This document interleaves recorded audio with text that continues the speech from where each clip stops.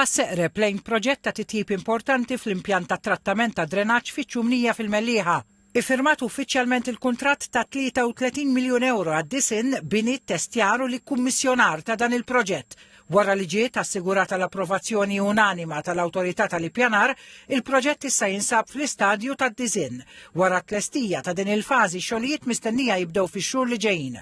Il-proġett se jinkludi sistemi avvanzati li jikkontrollaw l-irwejjaħ u miżuri ta' medikazzjoni tal-istorbju biex jiġi żgurat li l-impjant jitħaddem f'armonija mal-inħawi tal-madwar. It-titjib se jżid ukoll il-produzzjoni ta' New Water u bekk ikompli jipprovdi lil bdiewa b'sors affidabbli tal-Marku Prat filwaqt li jnaqqas id-domanda fuq l-ilma tal-pjan. Il-Ministru għall-Ambjent, l-Enerġija u l-Indafa Pubblika Mirjam Dalli enfasizzat l-importanza ta' dan l-investiment tal-ambjent.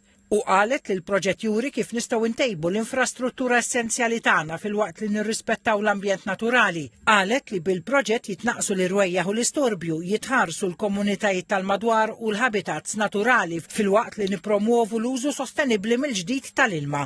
Il-kap eżekuttiv tal-Korporazzjoni għas-Servizzi tal-Ilma, Karl Cilja, tfisser il-proġett bħala investiment responsabbli u li jħares il-qudiem fl-infrastruttura ta' drenaġġ ta' Malta. Il-korporazzjoni laqet ukoll il-pożizzjoni tal-Kunsill Lokali tal-Mellieħa li vvota favur il-permess tal-iżvilupp marbut ma' dan il-proġett.